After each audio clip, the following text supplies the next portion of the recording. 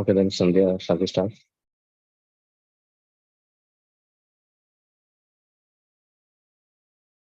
Okay.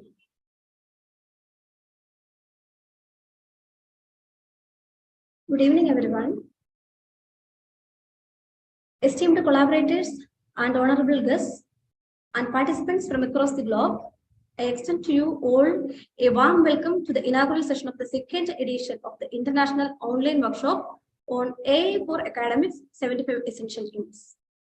I would like to extend my deepest gratitude to our esteemed collaborators. First and foremost, our collaboration continues with the Archbishop Kavgad Central Library of Assumption College, Chennai. Their support in the first edition of this workshop set the bedrock on which we now build. This edition marks an expansion of this collaborative endeavor, welcoming the IQAC and the Postgraduate and Research Department of English, Fatima Mada National College, Kollam, BMC Library, Bharat Mada College, Trikakara, as well as IQAC and Department of Computer Science, Rajagiri College of Management and Applied Sciences, Kakinad, Kochi. The scope of this workshop is expansive yet precise, designed to offer an in-depth exploration of artificial intelligence tools for academic research and practice. We shall delve into AI tools for writing, editing, literature review, data analysis, and other essential tasks in teaching and research. Now, I would like to invite Dr. Cynthia Catherine Michael, Principal, Fatima Mada National College Autonomous, Kollam, for the welcome address. A very good evening to one and all. I hope I am loud and clear. Yes, ma'am. Thank you. AI scope extends beyond mere technological augmentation. It holds the potential to bridge educational disparities.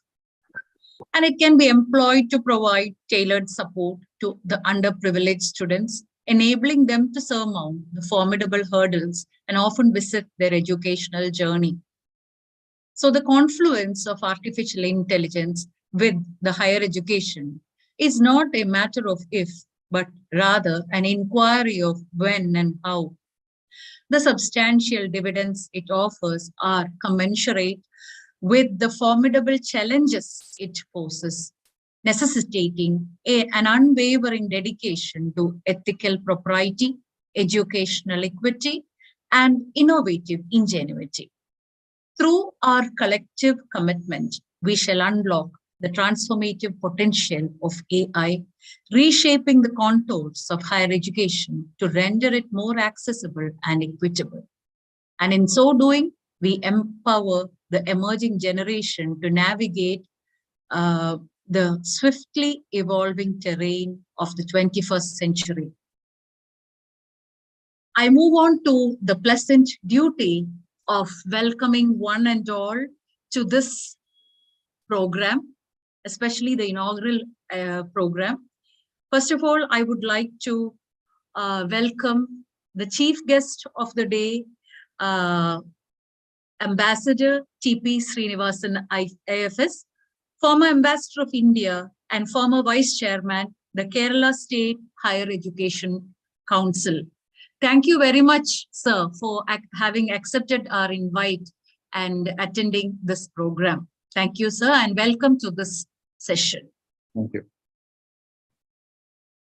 I would like to go on and welcome Mr. Sreenath, who is to deliver the keynote address, member, Board of Directors, Nobel Prize Outreach, former professor, Columbia University, New York. Thank you, sir, for having accepted our invite, and thank you for delivering the keynote address today. Welcome to this meeting. Thank you. Next, Father Dr. Abhilash Gregory, the manager of Fatima Mada National College. I welcome you, Father, to this meeting. Thank you for joining us today. Introductory remarks by Sandhya Sebastian, Director of Law and Ed Research Associates. Welcome to you, ma'am. to this program.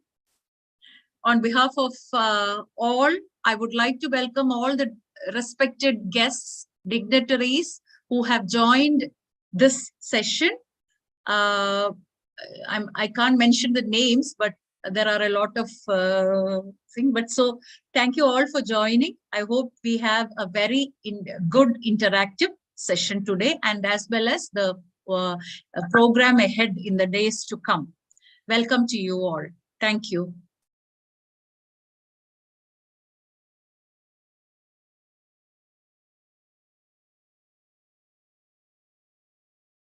Thank you, ma'am. Now I invite Father Dr. Abhilash Gregory, Manager, Fatima Mada National College, Kollam, for the presidential address.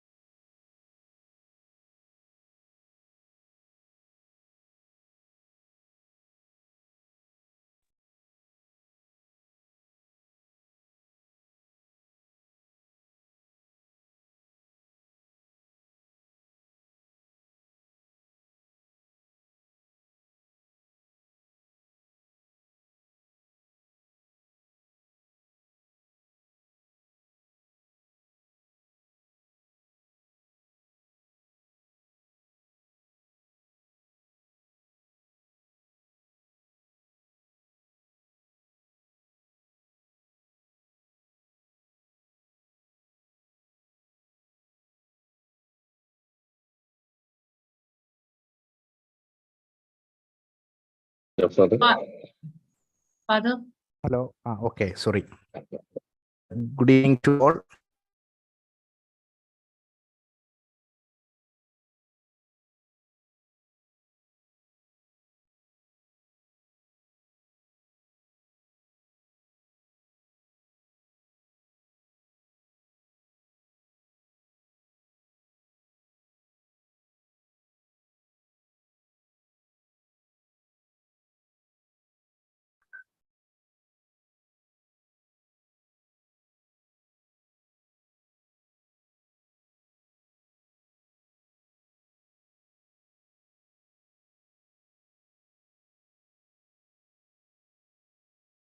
Father, we can't hear you.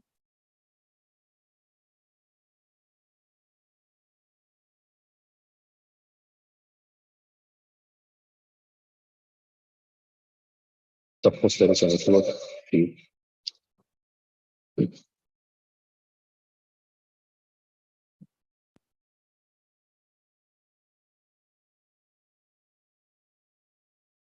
Hello. Sorry. Yes, sir. Am I audible? Okay. Sorry. Yes, yes. My internet connection got some disturbances. Okay. Good evening to all.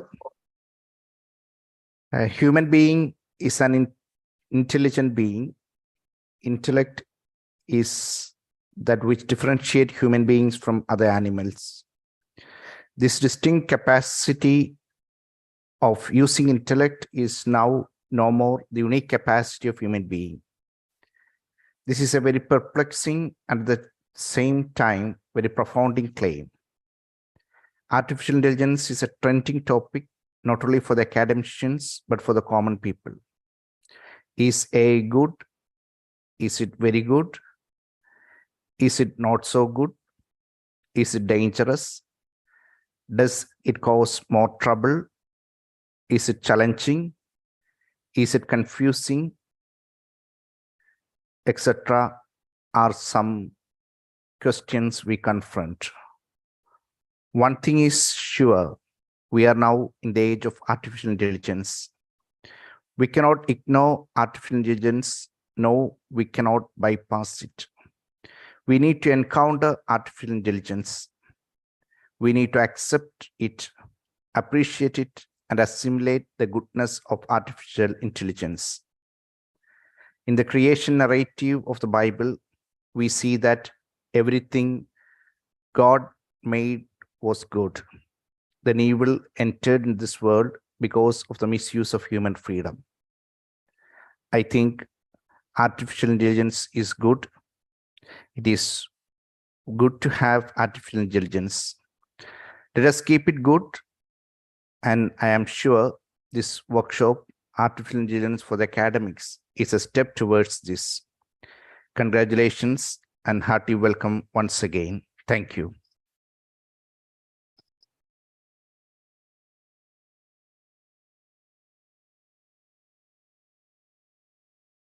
Thank you, Father. Now, I invite Ambassador T.P. Sreenivasan IFS, former Ambassador of India and former Vice Chairman, the Kerala State Higher Education Council, to inaugurate the workshop and share his insights on the recent developments in the world of artificial intelligence. Thank you. Thank you, Cynthia, for that welcome.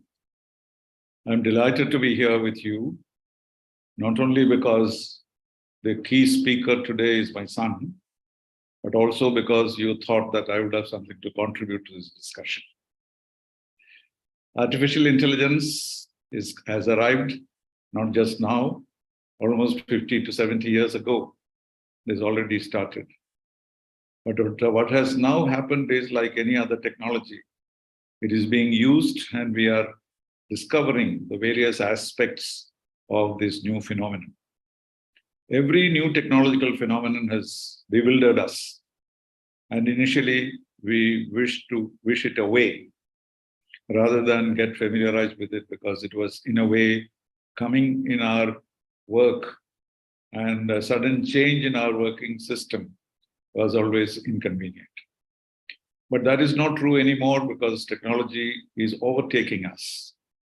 I remember the time when globalization set in, and many countries wanted to delay globalization or keep away from it because of the inconvenience it caused and the revolution that it took place in human behavior. But globalization was there regardless, and everybody had to embrace it. So similarly, several other concepts, so like climate change, for example. There are still people who believe that there is no such thing as climate change. Just as there are many people who believe that the world is flat, Earth is flat. Even those people live in this globe. So what we need to do, of course, those who are particularly in education, those who are students, those who are seeking information, those who are going to control this world in the next few years, not people like me, but those who will be living with it in the future. And therefore, it is extremely important that we try and learn as much as possible about not only artificial intelligence, but also very many other phenomena that we are seeing in technology. Of course, technology creates various problems. Yuval Harari, whom we all know, had once said that the world will end, not like T.S. Eliot said, in a whimper, but will end because there will be a large majority of worthless human beings in this country who cannot cope with technology. This he said before the pandemic. He had not anticipated that. So at that time, it looked as though technology was the biggest danger to humanity. And we discovered that it was not. But now, again, we have this issue of artificial intelligence and its impact on humanity. There are several people who say that artificial intelligence will mark the end of the world. The theory is that when human beings are superhuman capacity, it will create more Hitlers and Mussolinis with greater power and greater capacity to destroy the world. On the other hand, it has so many applications which have already turned out to be like our ChatGPT and others, which have already transformed academic life. Now the students do not have to do much research. They can pick and choose from whatever is available in ChatGPT. And it is a threat, certainly, to creativity. People will not need to write poems anymore because ChatGPT will do it for you. You only have to give the theme. But there is, beyond that, the United Nations Security Council is going to meet shortly in order to discuss what the implications of this will be. And the Security Council is thinking in terms of putting in a framework in order to control the growth of artificial intelligence. Like anything else, I suppose UN Security Council will not be able to solve that problem. They may be able to frame a few rules and regulations in order to regulate the use of artificial intelligence in administration, in governance, and international institutions, etc. But beyond that, they will not be able to stop it, and the young people of the world will go ahead with this. So the only thing that we can do is to swim now that we are in the water. And that is the effort that Laura and Ed Research Associates are doing. This has happened elsewhere also. People have started thinking about it, talking about it, and also trying to learn more and more. Even in Trivandrum, we had a recent experiment about learning about, and there are several others, of course, who are giving lessons on the internet and so on. So every effort that we make and every young person we educate on the aspects of this will be a major contribution to the society and the world of the future. So I'm very happy that Laura and Ed, and also the Fatima Mada National College of Kollam have taken this initiative. The principal himself was present to welcome us. And these are all good signs of a new beginning. So I'm very happy that you have invited my son to speak about it, because he believes that AI can be safe. So we are all looking forward to his contribution. But as far as I'm concerned, I'm very happy to be part of this exercise, this workshop. And I hope that it will turn out to be a great contribution to the learning process of the young generation for a world which is still not seen, but we can understand what the dimensions would be. And the sooner we get used to it, the better. So thank you for inviting me. And I'm very happy to inaugurate this workshop, because I know that this is going to be a giant step for mankind. Thank you very much.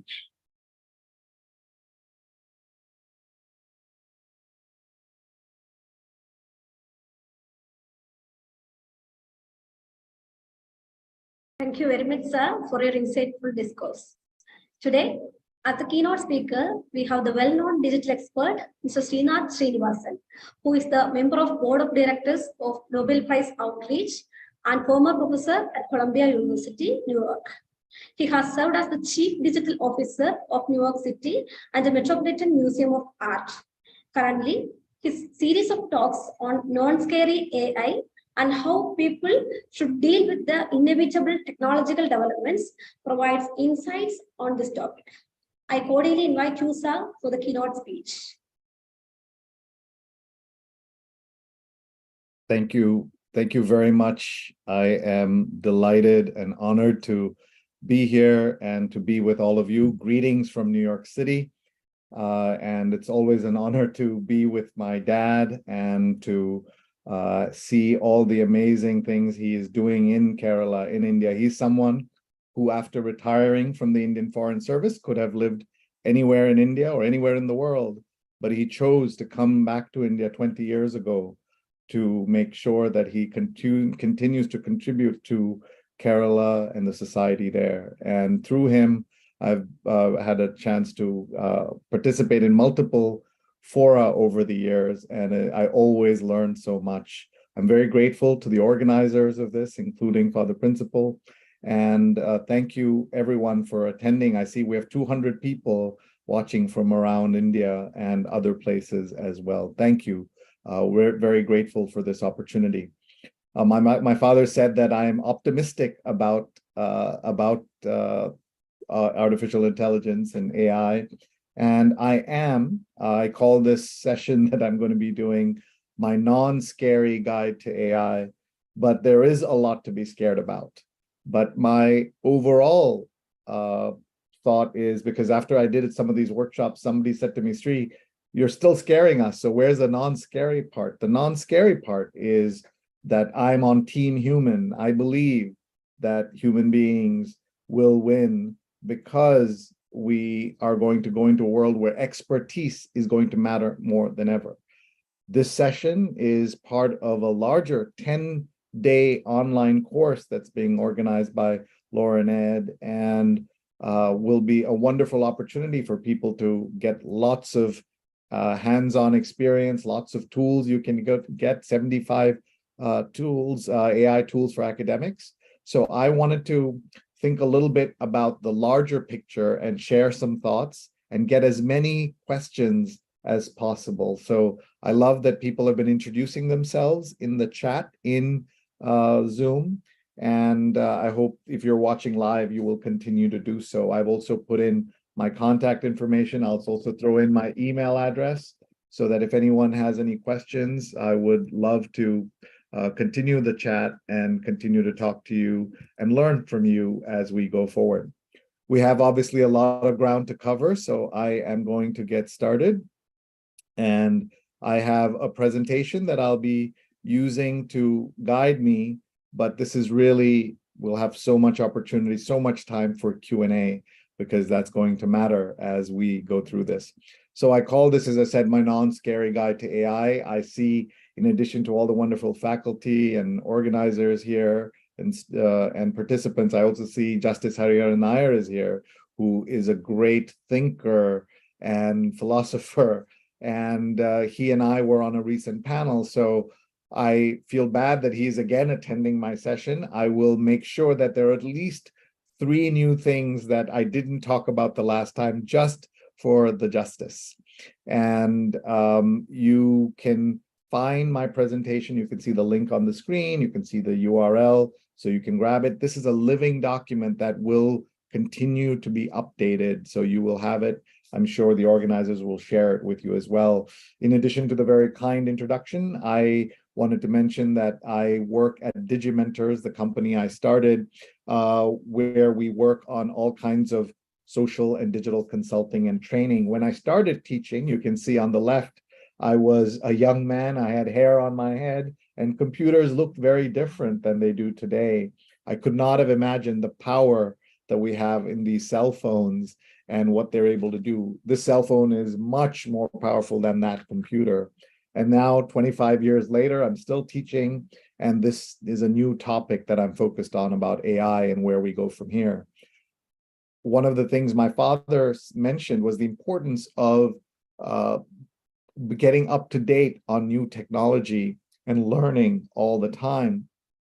And so I wanted to show you some of the things that I have done workshops on in India, overseas, in the US, and some things that you'll take for granted today. You know, there was a time when I had to do workshops on email because people thought that fax machines were much better, or how to use the internet, or why use Google. People loved a tool called Yahoo or Alta Vista, Lycos. These are very popular. For some of the younger people, they won't remember any of this, but I'm talking 25, 30 years ago.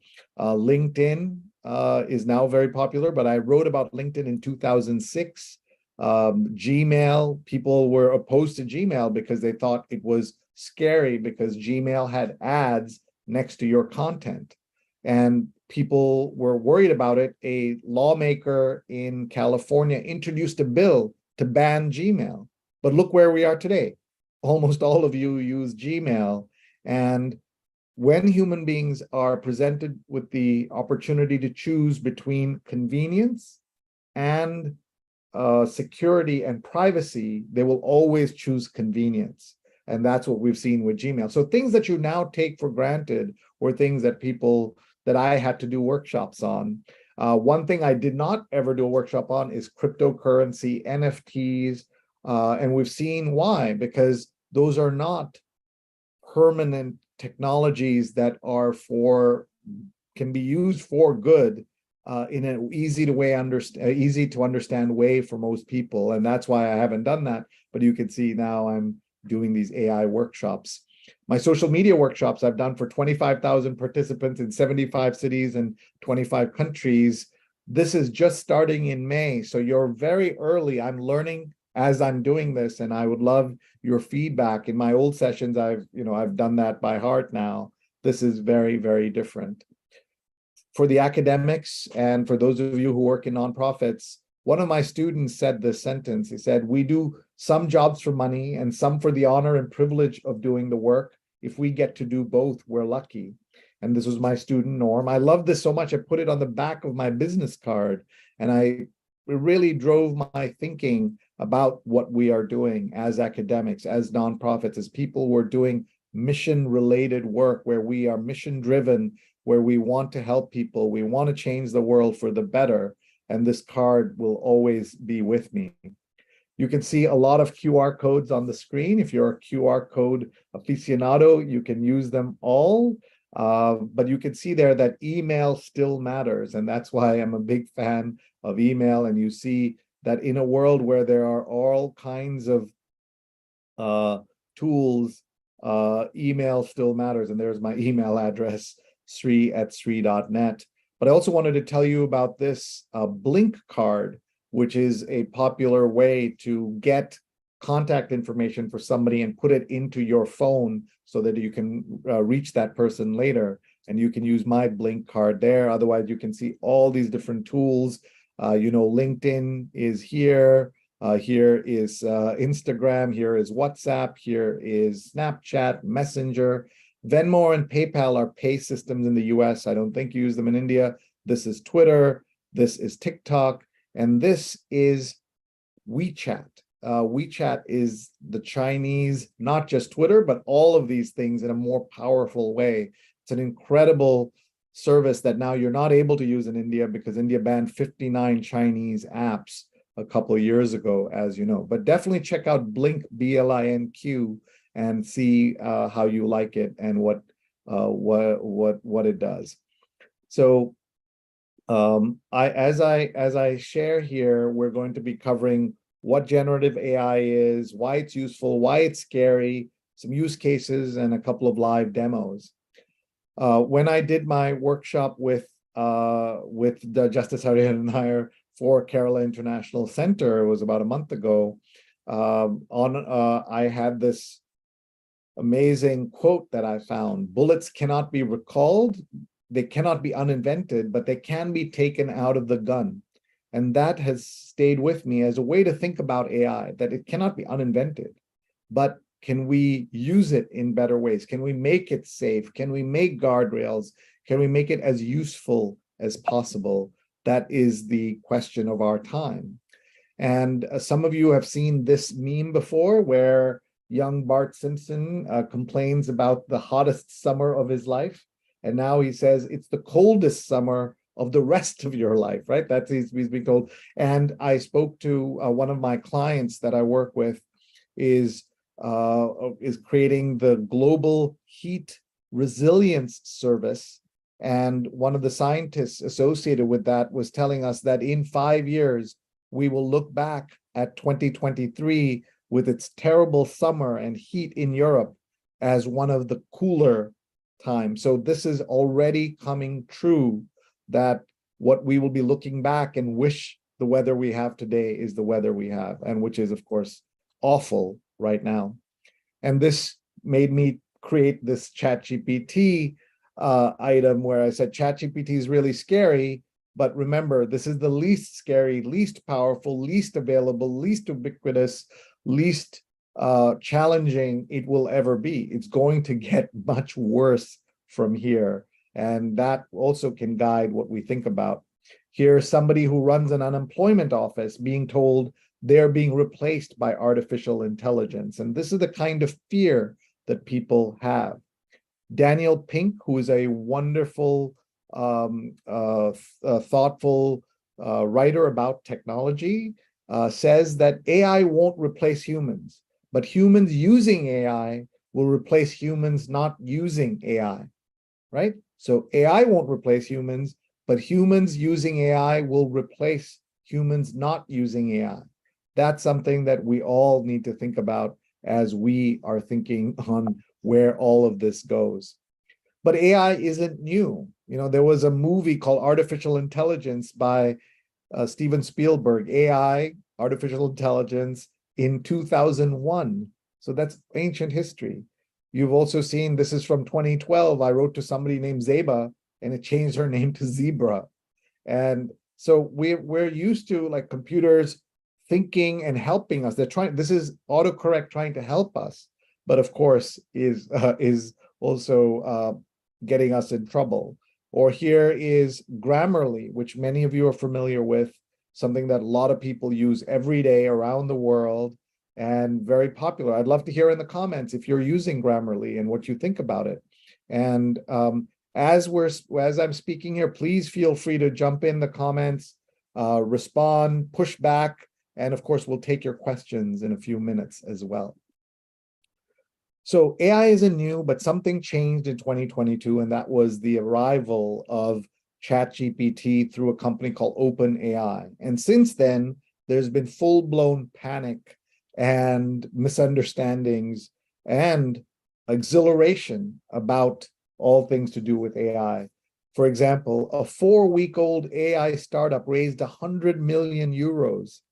Some of you know that startups can go for weeks and months and years of painstaking work and hard work, making a profit, doing good customer service, and not raise any money. And that's the world we live in. This looks like a boy band, by the way, as you can see. On the right, you're seeing a lawyer who cited 6 fake cases via ChatGPT, and the judge called it unprecedented. A newspaper group in Germany cut 200 jobs, saying some roles will be replaced by AI. That's the way things are changing so fast. And I see Redmi and Srija are both using Grammarly, and I'm glad to see Srija spells her name SREEJA, not rather than the SRI, which is much more common. So please jump in the chat, tell us some of the tools you're using, and any questions you have, we will come to them. So universities, Suman's also using Grammarly. In universities in America and anywhere in the world, things move very slowly. But this year in May, a professor at the University of Texas tried to fail many, many students in his class because he thought they were using ChatGPT to cheat when they were not. And the university got in so much trouble that by August, during summer break, they created and introduced a new AI literacy course for all students at the same university, right? That's how dangerous this is. Vandana, I see your hand up. We'll come to you in just a bit. The age of AI. Iowa's faculty faces questions about this, how to use it. The University of Michigan, generative AI services are now being offered to faculty, staff, and students. A newspaper that was using an AI sports writing program suspended it after an embarrassing launch. We're now seeing that people are fighting back against the machines. George R.R. Martin, who wrote Game of Thrones, which many of you know, John Grisham, who writes a lot of pot boilers, he also is suing over ChatGPT. So people are responding and saying, we don't want the future that we are seeing right now. A lot of things in the legal world, as an example, happening at the moment. One of the things I did was I went into Bard, which is one of the ChatGPT competitors, and asked it, who am I? And gave it my name. And in the final 4 paragraphs, there were 6 errors. Something I had never heard of was said that I launched it. This book, it said I was the author of this. It said that I have won this award and I'm a member of the Council on Foreign Relations, that I enjoy playing guitar and hiking. None of this is true. And they were able to tell us or tell people that this is what I'm looking at, or these are the things that I care about. And it's really not true. And so that's something that I think we should all be concerned about as we think about technology, that how do we understand how it works, where it goes? Look at all these errors. These will then become all too real and be something that's part of my life. People will say all this. By the way, an interesting point about the book isn't a misattribution, like someone else wrote this book and it gave me this, attributed it to me. It actually is a book that doesn't exist. And because I talk a lot in my work about digital footprints, it actually made up a title that's not bad, but it's wrong in the sense that it doesn't exist. And that's the problem. My late great mother, Lekha Srenivasan, who passed away in January, She always wanted me to write a book. And I could, if she was around, I could show her and say, see, look, I've written a book. It doesn't matter if I've actually written the book or not. The internet says I have written the book. And she has a book out called Better Half of Diplomacy that she finished 99% of before she passed. And the way we were able to publish it, my dad, my brother, and I. And I encourage you all to pick it up. It's called Better Half of Diplomacy, and it's written by Lekha Srenivasan. She wrote it on WhatsApp, by the way. I'm a big critic of WhatsApp because WhatsApp is poisoning people in India and in other places about health information, politics, dividing the country in terrible ways. But she was also able to use it to write her memoirs, which is a beautiful thing. And I've built my entire business. Everything we do is on WhatsApp. We don't use Slack and Teams and other tools. We do it all on WhatsApp. So I complain a lot about WhatsApp, but of course it can, there's a lot going on there that's useful as well. Now, for Justice Hariharan Nair and my dad, who have sat through this before, I wanted to show them a couple of things that I didn't show them before. So one of them was that quote from Daniel Pink, and the other is this tool called HeyGen, and that's Antonio Gutierrez, who is the Secretary General of the UN.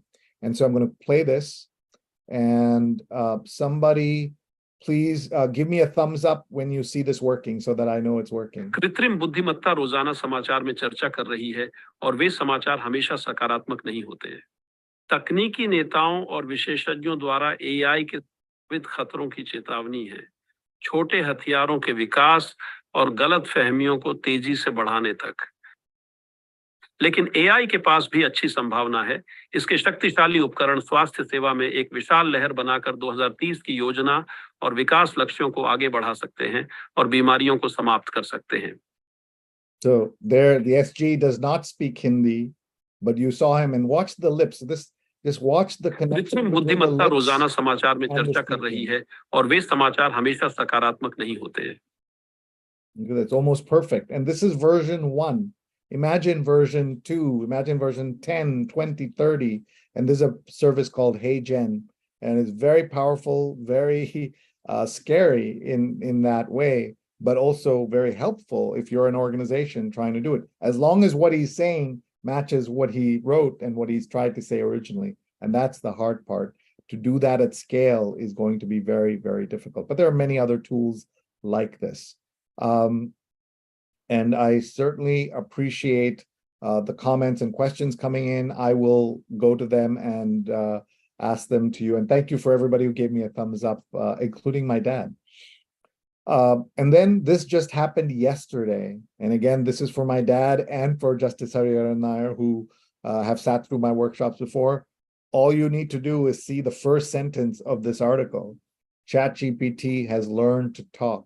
Over the next 2 weeks, the new version of ChatGPT will be rolled out around the world for people who can pay for it.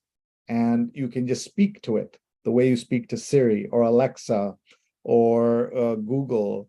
You can just talk to it and it will respond. So that is the new thing that has just happened yesterday, and we'll be seeing it. So that is that new world that we're living in, and all these changes happening so quickly. So the final thing that I wanted to add before we go on with the rest of the presentation was something that I wanted Justice Hariharan Nair and my dad to see. And this is by the founder of Google DeepMind, a gentleman named Mustafa Suleyman, one of the top AI experts in the world.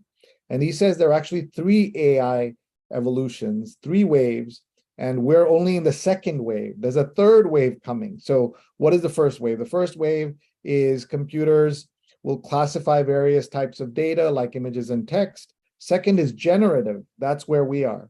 Takes inputs and generates new data. So something that it takes things that existed and makes something that didn't exist. That is what we're in now. Interactive, which is the next wave, AI will be able to communicate and operate autonomously. So what it would do is, for this workshop, I will just say, I will tell it what I want to say. I will not be here. It will do the presentation and report back to me. It will do the tasks and report back to me. That's the difference between number 2 and number 3. So we're at number 2, and already there's so much panic and so much worry. What will happen when we get to number 3? The distance between 2 and 3 could be 2 years, 5 years, could be less. We don't know. But this is a passing stage. So I'm going to pause here. I know there's some questions and comments that have come up. So I'm going to read those, and then we're going to pick back up the conversation. So lots of comments coming in. Thank you. Vandana's question is, we've heard about the protest in AI against the US. In the US, why does AI give wrong information? Is there a way to correct this? And I will address that, Sreenath. Thank you. As we go forward, you'll see how the machine is learning and what it's doing. They call these hallucinations. You know, that book title, the Digital Footprints book title for me is actually a very good book title because I talk so much about digital footprints. So a kernel of truth sometimes is then made into a fact, and that's the problem. There's a famous sentence that some of you have heard, famous saying that, by the time truth puts on its pants, a lie has traveled around the world. By the time truth puts on its pants, starts to put on its pants, and if you've ever seen a man putting on its pants, you know it can take some time. The truth has already traveled, the lies have traveled around the world already, and that's the problem. It's that kernel of truth. So it's either incorrect information, misinformation, or disinformation, and WhatsApp, as I said, is propagating a lot of that. Lots of comments coming in. How can we rely on AI if it gives out such fake information? Nisha, thank you. That's where we come in as humans who can ask questions, who can follow up, who won't just blindly read a bio they find of me off the internet. Like that's where critical thinking, critical action will make a difference. That's how we're going to do well and survive in this crazy, crazy world. Let's see, why can't ChatGPT collate data from the real world data sets and give authentic information? Diana, another great question. And that's the difference between classification, which is what it was doing all this time, to generative, right? Where it's generating new information, it's creating things that didn't exist before, and in that process is adding mistakes. Shweta says, are there any method to avoid ChatGPT content that doesn't get recognized by plagiarism software? Shweta, this is one of the issues because it can't recognize it because it is brand new in some cases, not always, but brand new in some cases. So how do we use it? When do we use it is what we'll be doing. Is there any curb on the use of AI in new future as its application grows exponentially? Megha, thank you. That exponential part is critical. That technology used to go like this very slowly, then it became like a staircase, then it became an escalator, now it's an elevator. And in that process of going, an escalator goes slowly, a staircase goes slowly, that elevator means many more mistakes, many more problems can come into it. And it's going to be very hard to curb that because things are changing so fast. Bhagwat, great basic question. What's the difference between AI and ChatGPT? ChatGPT is an example of AI, and not all AI is ChatGPT, but all ChatGPT is AI, and I'll talk a little bit more about that. Will ChatGPT create a generation of dunces because you don't have to use your brains? Thank you, Nisha. I'm hoping the opposite happens, that for ChatGPT and all these tools to work well, we need fewer dunces. We need to do more work, not less work. We need to work smarter. We need to work in more critical thinking ways, as I mentioned already. So that's where my hope is. Parvati is a research in visual prediction. Here we're relying on ChatGPT as a part of literature review so that we will be saving time of reading. Instead, ChatGPT will provide a less complicated version of the paper. My question is, how can we rely on ChatGPT if it makes so many mistakes? And that's the problem. So what we will need are reviews of ChatGPT by us. We will need people to say, ChatGPT, this is a good example, this is a bad example. And the system keeps learning. Think about Wikipedia. People were very skeptical of Wikipedia, and you still need to be, of course, but Wikipedia is something we use every day. We don't use it as a destination We use it as a first stop. And that's important. So use it first, test it, understand, and then use it to go in different directions to different places. If it becomes your destination, you're in deep, deep trouble. And that is the problem. Is there any AI that can help with data analysis? There's so many things that you can look up.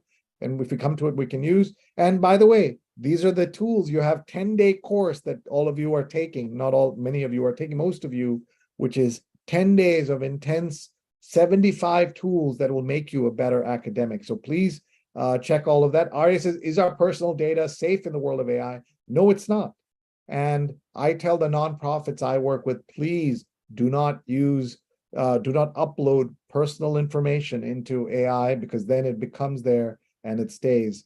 How far ChatGPT is useful in providing literature reviews for beginners like me if it is providing wrong content? Again, use it like Wikipedia, a reference material, something to get you started rather than the final destination, and that will help. So I'm going to pause there on the questions. Thank you. Very interactive. I appreciate that. And please keep posting more questions and more comments. So now we're going to dive in a little deeper into these tools and show you. On the upper right, you will always find the URL or a link to the website that I'm talking about. So please keep an eye on that. And in this case here, you're seeing a tool called Bard, which is from Google. ChatGPT is like a brand of car, right? Like Mercedes. There's so many cars. And so don't get caught up in that ChatGPT part, GPT. I keep wanting to say Chat TPS. And my dad had a great show, Tea with TPS. And now you can see his show Around and Aside on AsiaNet, where he talks to great people. That chatting still matters. That's the kind of chat I'm interested in, less than this. But anyway, here is, I asked ChatGPT, I asked Bard, what is generative AI? And it said it's powerful, still under development, potential to be good and bad. That's pretty good definition. I asked this other tool, which is from ChatGPT, from the company OpenAI, and I said, give me a tweet. And it wrote the tweet and the hashtag, as you can see, and that did it really fast when I'm doing this. The tool I use a lot is called Monica.ai. And what it does is it is a Chrome extension that follows me around. Monica.im, I'm sorry, not AI, Monica.im, and it follows me on Chrome. So if you're on the Chrome laptop, it's very useful and I like it. So you can say, do you want it to be something, do you want to write a message, an email, a paragraph, an outline, blog post, or a tweet? So in this case, it's a tweet. I want it to be professional, but I can very easily make it witty. I can say, here, you make it witty. And it said, AI is like a box of chocolates. You never know what you're going to get. And this is where that personality, that it's learning from us and what it's been programmed with, right? And that's the key there of what you're seeing. But there's so many tools. Text gets a lot of attention, but video, photographs, all of this matter. And here is from OpenAI, another tool called DALL-E, and it is, of course, a play on the name Salvatore Dali, the famous artist, D-A-L-I. Here, I asked, this is our beagle, her name is Tara, and she has her own Instagram, Tara Beagle NYC, and she says that I asked my dad to use OpenAI to make a painting of a beagle with eating a dosha, and that's a pretty good looking dosha and a pretty good looking beagle. And by the way, when I teach this class in the US, I have to explain what a dosha is, but a lot more Americans now know what a dosha is than ever before because of Sarvana Bhavan and other restaurants like that all over. So that's a pretty good image. I said, make an impressionist oil painting of someone teaching an AI workshop. And this is an impressionist oil painting. And this is a cyberpunk illustration of the same thing. So there are so many tools that use AI for art generation. And I want to give you the secret formula for that, or not so secret. You can take a photograph of this. For any art generator, you need 4 things. You need an adjective, a noun, a verb, and what you're creating. What is the digital art that's going to, do you want a digital art? Do you want it in a style of a old painting? Do you want a style of a pencil drawing, etc.? So take a screenshot of this, because this will be the formula that you will need for any art generator. So adjective, noun, verb, and a style that you want to emulate, and that's what it will do. Again, please feel free to ask questions. I recently did a workshop for the UN Migration Agency, and they work in the deserts of all over the world, and where migrants cross very dangerous paths. Some places they use bikes like this, and this is a tool called Gencraft, which created this. To me, it looks like a perfect motorcycle, but anyone who's a motorcycle enthusiast will know there are problems with this motorcycle. It's a AI-generated motorcycle. So expertise matters, right? That's one of the things I said earlier. Expertise is going to save us. And that's why I would be fooled by this, but an expert would not be fooled by this. And here's another image that would fool nobody, because you can see the body of the second person is wrong. Another tool called Imagine makes this. So there are so many tools, it's very easy to get confused, but those of you doing the Law and Ed class, that's 75 tools that will help you. And I'm sure they have very good tools, but I'm just trying to show you the mistakes also in the visual case as it happens here as well. I'm going to show you, this is deep Tom Cruise. This is Tom Cruise the actor, but it's not Tom Cruise the actor. It's up to top. You guys cool if I play some sports?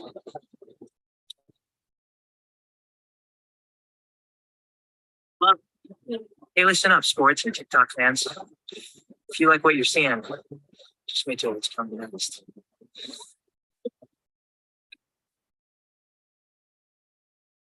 That's not. Oh, so.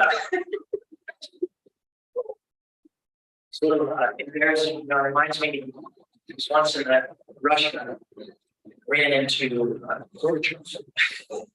He said, Mr. Movie Star, how do you know this?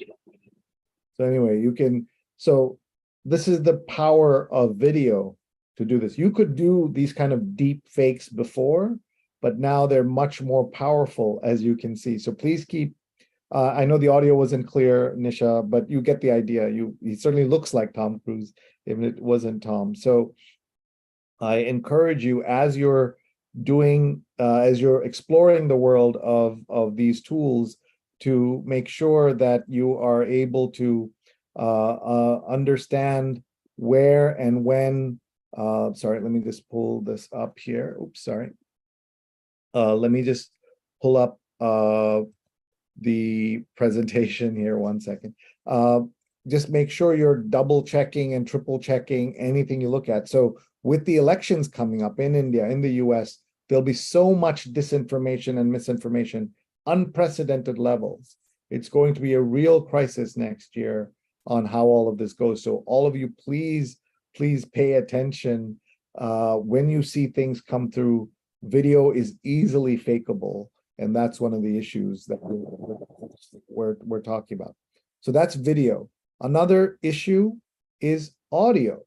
And here you can see the name beta11labs.com.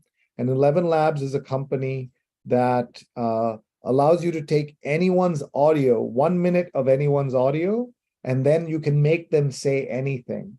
You saw that with the Secretary General of the UN, who doesn't speak Hindi, but looked like he spoke Hindi, right? Or he speaks Hindi. And that's this power of these tools, where I gave this a little bit of my sample of my language, my wording, and it took a song by Run DMC, which is the famous rap group, and it created this fake thing that it put together. I am Srenivasan, and I'm here to say my Adidas walk through concert doors and roam all over Coliseum floors. So it's not perfect. It's not exactly me, but I did that with 15 seconds. Imagine if it had 1 hour of my audio and it would really learn. And then we could get messages on WhatsApp saying, your father or mother asking for money, or your children asking for money. That would be so scary because it would sound so real, right? Or you say, I'm in deep trouble, please send me money. And then you'll immediately do that. So I'm telling everybody, please warn your parents, your children, nieces, nephews, grandchildren, that the audio that they're hearing may not be who it's coming from. So be very, very careful about that as you move forward. Otherwise, there's a chance you will get in trouble with this. Please keep the questions coming as we go through this. I see more comments. Mega says there was no eye blink with Tom Cruise, so that means it's an AI. So I haven't looked at that, Mega. Thank you. I will take a look and see if in fact that's true.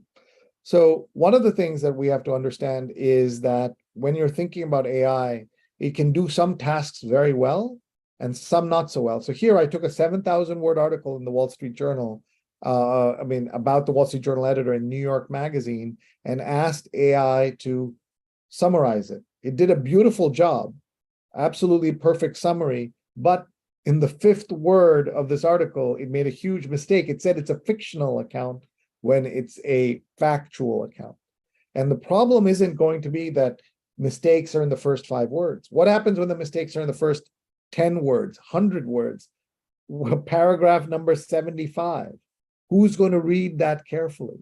And that's where we can get in trouble, where students can get in trouble as you're working with your students and thinking about it. And there's so many tools out there that we can look at. But here I want to show you, you could say, I want to know, this is a tool called roamaround.io. And what you can do is say, tell me something to do. So I was going to say 5 days in Mumbai. Okay, so it's going to create a travel plan for me for 5 days in Mumbai. Let's see how it goes. And there it goes. So it says what to do in the morning, what to do in the afternoon, etc. And you can read that. But what if I say, make it 2 days with a 10-year-old boy? Okay. And then it should immediately, if this works well, be able to then give me suggestions based on that. And that is the power of this, where it will adjust what's out there and give you a new iteration, right? That's the generative portion of that. So something for you to think about as you're using these tools is that, sure, you could find all of this on Google, but here it's coming to you. It's that chatbot functionality where it's adjusting and making changes in real time, like a real person would. But unlike a real person, you don't know its motivations, right? In this case, like if you're talking to a travel agent, you know, their motivation is they're getting money perhaps from one hotel versus another hotel. You know that, but you'll still go with that travel agent because he or she knows that if you're unhappy with that hotel, you won't work with them again. Here, we don't know why it's recommending one hotel over another, right? You could grab a breakfast at Cafe Madras, known for its authentic South Indian cuisine. Are they getting money from that? I'm sure it's delicious, but how do you know? And what do you do? Those are the things that we have to deal with as we're looking at all of these AI tools. And there are, of course, so many of them as we go through this. Some of you are familiar with Spotify. I'd love to hear how many of you are using Spotify. Tell me in the comments. And Spotify is the music app, and they do a lot of AI now. So I'm going to just play some of this for you. Oops. So let's start. Hey, how you doing? You're here with your DJ X.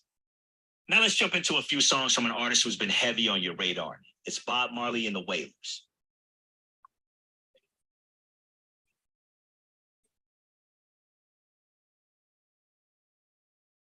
So and then I can play another let's song. Move on. Up next, I'm going to play Ray Charles, a few other artists like that. Well, I got a woman. So, okay, I got you. We're going to keep it rolling with some R&B all for you. So anyway, you get the idea. So this is an AI that listens to my music, my taste, and plays music that I'm interested in. When it's a rainy day, it can play rainy weather music. that kind of thing. It plays Hindi, play Lata Mangeshkar, all of that, Malayalam songs, the Yeshudas, all of that, it plays for me using this. So Spotify loved its experiment, and I can see a lot of people, Sajna, Prudvi, my dad, I didn't know that, Ravinder, Sabina, Redmi are all using Spotify. And now Spotify is going to use AI throughout its music and everything else. If you do a podcast, it will give you an automatic 1-minute version, 30-second version, etc. How good that quality will be, we don't know. But this is how AI is going to be in everything we're doing. Many of you use Zoom, and we're using Zoom now. There's a new tool coming in Zoom that I don't know if it has come to India yet, but here you can see at the bottom here, one second. At the bottom, you can see a tool. Let's see here. Yeah. So you see here, it says AI Companion. And all you do is go into your chat and say, what are the action items after this meeting? Or catch me up. If you come late to a meeting, you just type catch me up, and it will give you what has happened before you were there, which is a very powerful, very scary tool. And here it is, AI Companion. It's going to be in your Zoom. It is not in our Zoom today, but it will be there as we're going forward. And things are changing so fast, as we know, in this world of these tools. Please keep posting your questions. We're almost done. I'm then going to come to you with a chance to ask questions. I love this tool. It's called the angryemailtranslator.com. And what it does is you write an angry email, and it will translate it into a much more gentle email. If you write, I hate you, this is terrible, I don't like it, it'll write a very gentle email instead. So an angry email translator, which you can, again, take a note of and use as you want. LinkedIn is using a lot of tools around AI, and you have seen that. There are now different tools like resume.io on the upper right. You can always see the name. And this is showing you different ways in which you can create resumes for different skill sets. And we think of AI as affecting teaching, marketing, studies, journalism, media, communications. It's doing all of that. But look at this list of other things it is affecting, way beyond what the things we talked about: fashion and retail, energy, healthcare. Here is the Defense Department. Here is materials and manufacturing, smell technology, translation, climate tech, federated learning systems, auditing. So many tools. Construction is being used with this, right? So energy. So many things that we don't think about this can in fact be a problem. Dr. Sophia is asking, how do we add plugins for ChatGPT? Well, that's what you're going to learn in your 75 Essential Tools course for the next 10 days. My own way of learning is by asking, by reading a lot, going to tools like CNET or The Verge or other places where they write a lot about technology. Whatever your favorite tech website is, they will keep talking about new plugins and things you can do. But don't jump after every new plugin. Wait, see if it works, see if you want to use it, see if it makes sense for you before you jump in to anything new like that. That's one of the things that I always tell people, that you don't want to be jumping in to all of these different tools. So let's talk for a minute about AI content detectors. There are many such tools. You can see again the name on the upper right, where it says writer.com/AI content detector. This is a tool where I put in one of my newsletters, and it said, hey, you have, you're 97% human, which is not bad. But what if the teacher's cutoff was 96%? Then I would fail this class, right? And that is the essential problem of how we do this. And that's why I'm so glad you're going to be over a 10-day period studying AI and tools for teachers. I think that's going to be very, very important. And so in this particular case, you would go in here and you would take any article and put in a link for it, and it will tell you. So for example, I'll take this New York Times article, and I'm just going to put the link in here and say analyze text. And it's going to give me a score. It says 82% human generated content. I bet you it's 95% human generated. But because of the way the system works, it's not accurate, as you can see here, right? 82%, that's a problem. And that's one of the issues around all of these tools. And it's also only looking at the first 1,500 characters when there are thousands of characters in the article. And so that's why students and teachers need to be very careful in how they're describing this and what they're doing with this tool. We also want to remember that there are biases in everything we do. These computers are programmed by human beings. So here's an example. Somebody said, let's use this tool to make my photo, my headshot photo, display photo better. So this lady on the left put in her photo, and look what the AI did. It lightened her skin and made her blue eyes because they made it, the algorithm thinks that white skin and blue eyes are better. And that's a problem, right? They'd even ruined the MIT logo, which is a different matter. But how do we think about these? And these are because it's programmed by humans, and humans have all kinds of biases, problems, racism, other things, and you're seeing that now come out in these systems as well, which is, of course, problematic. And my last slide for now is this person does not exist.com. Again, on the upper right, you can see this person does not exist.com is all about these different people that never existed. So it took data and created a whole new person. But there are ways in which you can sort of tell that there might be a problem. You can look at this particular one, and you'll see things like earrings don't match, right? Earrings don't match. Now, some women might wear mismatching earrings, but very unlikely to go and pose for a photograph with that. Or if you look at this particular item here, if you look at this particular one, there's too many teeth. Or look at this guy, it's like lip face. So look at the edges to understand. Look at the hair, look at the earrings, look at the ears themselves.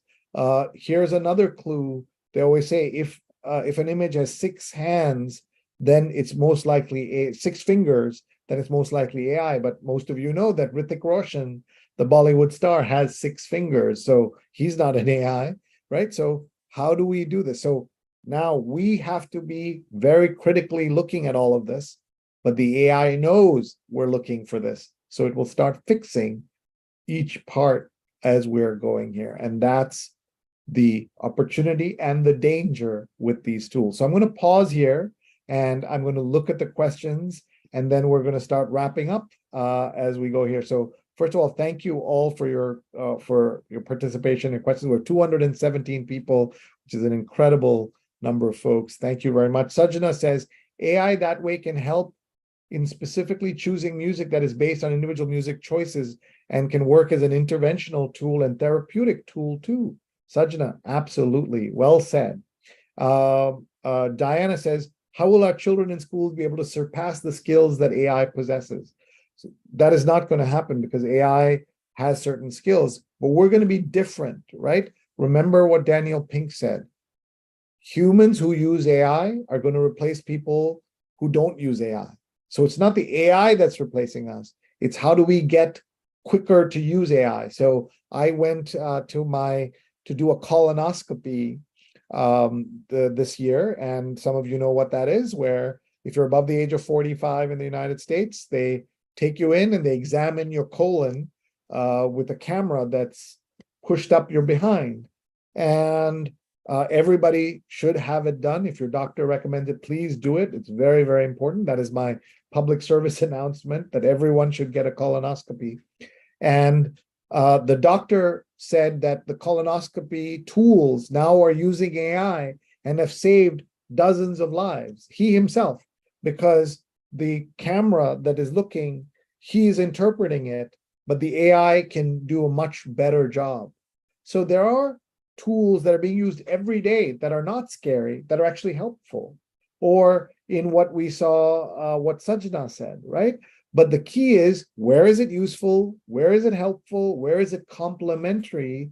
Where is it supplementary? And where instead is it killing us? Where is it dangerous? Is what we have to be looking out for. So teaching our children not to use ChatGPT as a kind of cheating tool, but using it as a tool to understand and improve on. Some of you who play video games know that in my generation, I'm 53, when we played video games, our goal was to get a cheat code so that we could cheat and beat the game.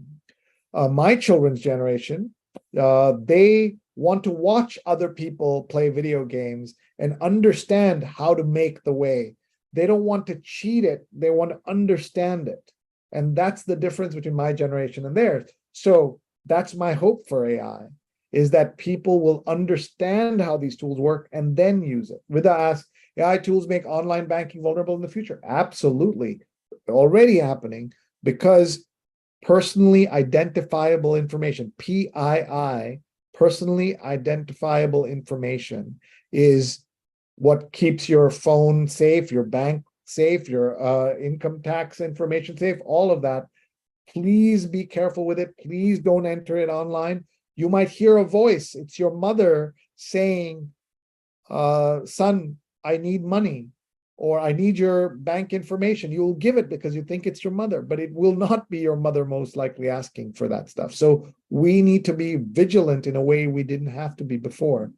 Shubham says, I want to know all these tools in a PDF so that I can use it for my own purpose. Well, Shubham, Laura and Ed, please jump in and tell us about your course, this amazing 10-day, 75 tools course that you can grab and participate in, you can attend.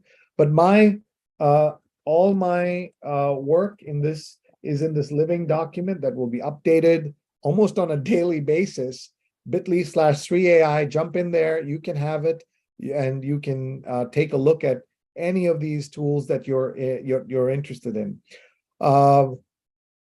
Let's see, Sabina says, how to become a smart user of AI tools? What I already said, a critical thinker of it, a critic of AI tools, critique them, ask them, how good is this? Like that video of the Secretary General speaking Hindi, I'm sorry, get someone who speaks Hindi to double check before you publish. There is this urge that we have to say all this and get it all out there, but is it accurate is the question, and we have to do that. What happens to creativity? Really, really important. So I'm going to show you, I'm going to show you how I used it in a newsletter that I write. So I write a newsletter, and I'm going to give you that URL so you can take a look. So it's called Sreenath at Substack, and I'm going to show you a URL that I did. So there's a big crisis in America about loneliness, and here's the URL. You can subscribe if you like the newsletter, and I talk about tech and other things. And here you'll see that I said, instead of just creating an AI about loneliness, we gave it a deep prompt. And I'm just going to blow this up so you can see it. Create a photorealistic oil painting that evokes the feeling of solitude. Focus on a single central figure. Use muted color palette. Emphasize the somber mood. Use gritty realism. Incorporate elements of urban decay. This is why these pictures are so good, better than the usual one, right? So the art of prompt writing, we call it prompt engineering, or prompt writing. These are called prompts. And the art of doing that will make you a better user of these tools, right? Google, is great. You can always Google, but if you know how to use the minus and the plus button in Google, it'll make a much better Google search, right? Same way that you have to know these site prompts and how to do these prompts in a better way. This is the URL for my the newsletter itself. That was a particular episode in issue, but this is the newsletter. Let's keep going. We're running out of time. What happens to the notion of critical thinking, faculties, and creativity? We already answered that. Thank you, Punit. Vivek says, what are AI tools for enhancing library services? There are tools now, I don't know the names, but you can go and see an AI trained on a library collection can help you find books from a particular period written by an author of a particular age, set in a particular way, all kinds of things that you couldn't do before. Vincent says, experiments are on driverless cars. Is the consequence only drivers losing jobs? In some ways, yes, for some drivers, but there will, there are driverless cars in San Francisco and other places now. They're very scary when you go in them. They're talking next about flying taxis. Those are all scary things, but how do we retool ourselves, reskill our engineers, reskill our factory workers so that they can have other opportunities? So Sheena says, do you know if work is being done to ensure AI gives correct information? Yes, so many people are working on this, so many people, but it's hard because the technology is always one step ahead. It's that kind of cat and mouse game as we look at this. Guess that AI is a good servant, but a bad master. Nisha, I've not thought of it in that way. I'm going to think about that. It's an interesting quote. I'm going to grab a screenshot of that and try to understand it when I have more time. Rida says, which of the present professions will remain remain in the next decade? Well, it's very hard to predict, but I will say that anything that computers can do easily will be hard to stay, right? So, we spent all this time saying everybody must learn how to code. Everyone must learn how to code. Well, computers can do that coding faster and better and analyze code a lot better than humans in some cases. So we have to think about that. There's always going to be need for creativity because adjusting the AI, guiding them, making the AI better and smarter is our job. So those jobs will definitely remain. How to become good prompt writers, asks Sabina. Practice, practice, practice. Give your students assignments in prompt writing, like what I did here. Make a visual, make it better, make it better, make it better by writing different prompts and teaching them that skill. Shajumon says, fantastic presentation. Oh, thank you, Doctor. Really means a lot, Shajumon. Thank you. I'm very, very touched. Theo says, insurance, RTO office, traffic policeman. These are the jobs that I guess will remain or won't remain. That's an interesting question, right? Because some of this can be done by machines, and what will happen. Think about bank tellers, the people who work in banks, right? The ATM machine, what has that done to the banking world? And how are they able to do what they're doing now? And Ravinder says, excellent overview. Thank you. So lots of more questions coming in, and we won't have time to get through all that. So I'm going to pause here and go back to my hosts and see what they have to say and if they have any questions as well. And then we'll start wrapping it up. As I said before, everyone, please keep in touch. This is, I hope, just the first of many opportunities for us to connect. If you follow me on socials, you'll see that I'm constantly doing these things, and you can join, and if we're doing different topics, different other ways in which we can continue to get better. So please feel free to keep in touch and ask me any questions that you might have. So let's go back to our host, please, at Laura and Ed.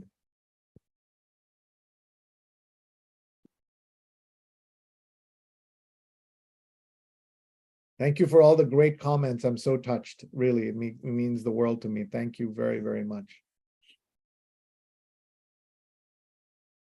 Laura and Ed, our hosts. Yeah. Thank you. Esteemed delegates, distinguished speakers, and fellow scholars. I would like to extend my heartfelt gratitude for your participation in today's session. I would like to express my deepest gratitude to Dr. Cynthia Principal of Fatima National College, Kollam, for her efforts in facilitating this forum. Your commitment to academia makes events like this possible. Thank you, ma'am. I must extend our collective admiration to the president of this meeting, Father Dr. Abhilash Gregory, Manager, Fatima National College, Kollam. Your insightful remarks and leadership have paved way for a more collaborative discussion among all of us today. Thank you, Father. And I would like to extend my gratitude to Ambassador TP Sreenivasan IFS. Your inaugural talk has been a compelling start to our workshop, setting the intellectual stage for an exploration of the synergy between AI and academics. A very special thanks to our keynote speaker, Sreenath, former professor in journalism. The lecture you delivered on the origins of AI, its current status, and the emerging opportunities and challenges was intrinsically academic. Your lecture has illuminated our understanding of AI, bridging its complex technological dimensions with its practical applications. It is essential to acknowledge the audience whose enthusiasm and inquisitive nature have made this workshop a crucible for knowledge sharing and academic progress. I also extend my gratitude to the organizing team, whose countless hours of hard work have been a cornerstone in the success of this event. I hope this workshop shall serve as a testament to the exciting possibilities at the intersection of AI and the academic pursuits. Thank you, one and all. And yes, we shall meet the next day, same time, to start learning the essential tools for academics. Thank you, everyone. Good night.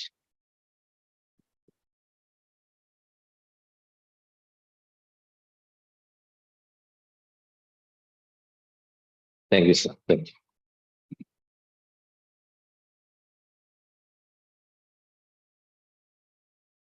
you. Good night. Thank you very much.